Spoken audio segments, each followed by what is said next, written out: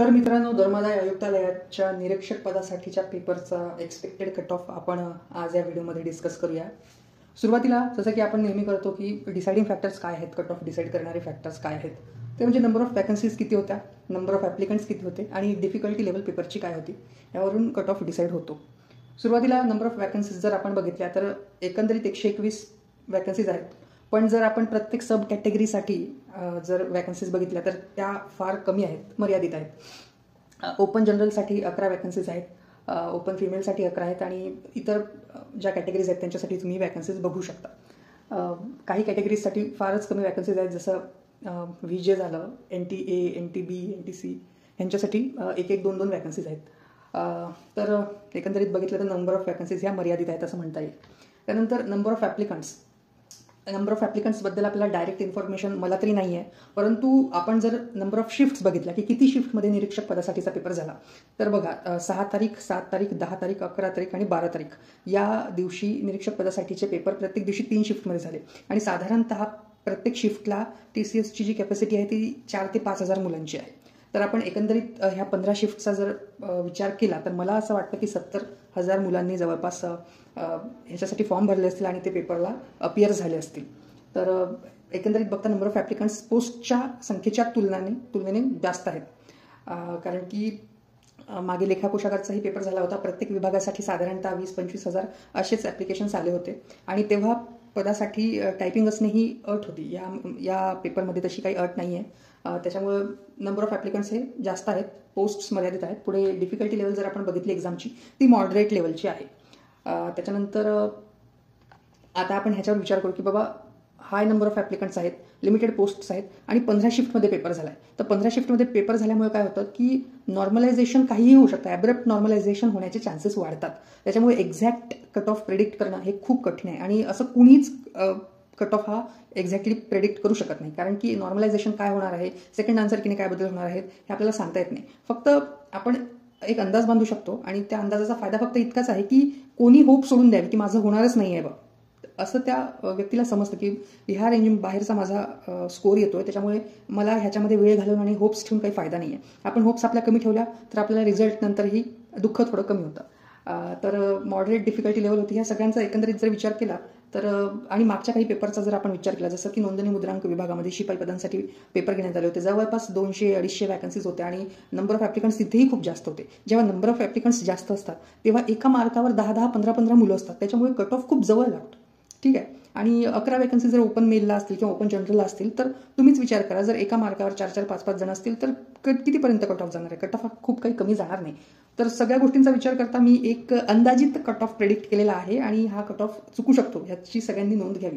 तर बघूया की बघा, एक्सपेक्टेड कट ऑफची जी मी रेंज दिलेली आहे ही रेंज जी आहे ती तुमच्या रॉ स्कोअरवर मी सांगितलेली आहे. आफ्टर नॉर्मलायझेशन काय होईल ते काही सांगता येत नाही, पण तुमचा रॉ स्कोअर जर इतका या रेंजच्या मध्ये येत असेल तर तुम्ही त्या कॅटेगरीमधून सिलेक्ट होऊ शकता असं माझं मत आहे.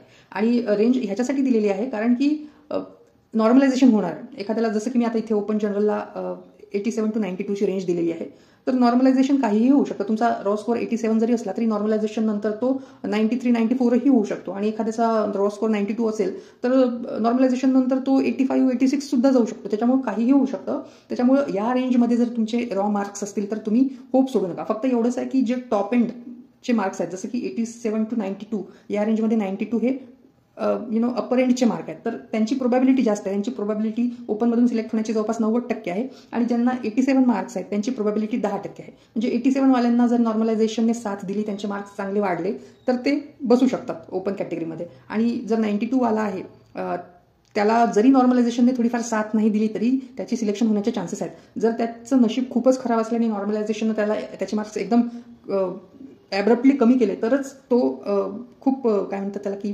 रेअर केसमध्ये तो त्या कट ऑफच्या यादीतून बाहेर पडू शकतो.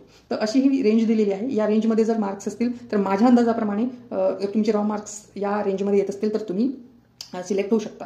आणि जसे जसे अपर एंडकडे मार्क्स जातील तुमची प्रोबॅबिलिटी त्या कॅटेगरीमधून सिलेक्ट होण्याची वाढेल आणि जसे जसे लोअर एंडकडे जातील तुमची प्रोबॅबिलिटी सिलेक्ट होण्याची कमी होईल. ठीक आहे. तर आता बघूयात आपण. ओपन जनरलला 11 जागा होत्या, त्याच्यामुळे त्यांची 87 to 92 त्यांचा कट ऑफ लागेल असं मला वाटतं. ओपन फिमेलला 11 जागा होत्या, त्याच्यामुळे त्यांचा देखील कट ऑफ मला असं वाटतं की 82 to 87 यांच्या दरम्यान राहील. त्याच्यानंतर NTD जनरल कॅटेगरीसाठी एकच जागा होती, त्याच्यामुळे त्याचा कट ऑफ 85 to 90 राहील असं मला वाटतं. NTD फिमेलसाठी एक जागा होती, त्याचाही कट ऑफ मला वाटतं की 80 to 85 राहील. NTC जनरलसाठी 2 जागा होत्या, त्याच्यामुळे त्यांचा कट ऑफ मला वाटतं की 83 to 88 असेल. NTC फिमेलसाठी एक जागा होती, त्यांचा कट ऑफ 80 to 85 असेल. NTB जनरलची एक जागा होती आणि त्यांचा कट ऑफ हा माझ्या अंदाजाप्रमाणे 83 to 88 असेल. आणि NTB फिमेलसाठी एक जागा होती, त्यांचा कट ऑफ हा 80 to 85च्या दरम्यान असेल असं मला वाटतं. त्याच्यानंतर विजय जनरलला 2 जागा होत्या, त्यांचा कट ऑफ 81 to 86 येऊ शकतो. विजय फिमेलसाठी एक जागा होती, त्यांचा कट ऑफ 80 to 85 येऊ शकतो. SBC जनरलला एक जागा होती, त्यांचा कट ऑफ 83 to 88 जाऊ शकतो. SBC फिमेलला एकच जागा होती, त्यांचा कट ऑफ 80 to 85 जाऊ शकतो. SC जनरलला 4 जागा होत्या, त्यांचा कट ऑफ हा 81 to 86 जाऊ शकतो. SC फिमेलला देखील 4 जागा होत्या, त्यांचा कट ऑफ हा 78 to 83 या क्वेश्चन रेंजमध्ये असू शकतो. ST जनरलसाठी 3 जागा होत्या, त्यांचा कट ऑफ हा 80 to 85च्या दरम्यान असू शकतो. आणि ST फिमेलला देखील 2 जागा होत्या, त्यांचा कट ऑफ हा 78 to 83च्या दरम्यान जाऊ शकतो.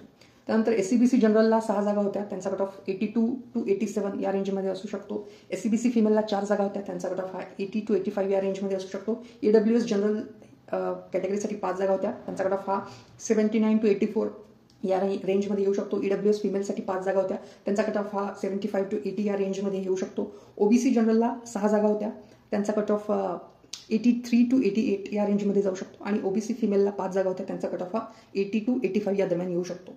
हा कट ऑफ एक अंदाजित कट ऑफ आहे. याच्यापेक्षा जर तुमचे कमी मार्क्स असतील तर तुम्ही पुढच्या पेपरच्या तयारीला लागा आणि होप ठेवा, पण पुढच्या पेपरच्या तयारीला लागा. आणि ज्यांचे यांच्या दरम्यान मार्क्स आहेत ते होप्स ठेवू शकतात. आता बाकी जे काही होईल ते नॉर्मलायझेशनने सगळं पिक्चर क्लिअर होईल, पण हा एक अंदाजित कट ऑफ आहे.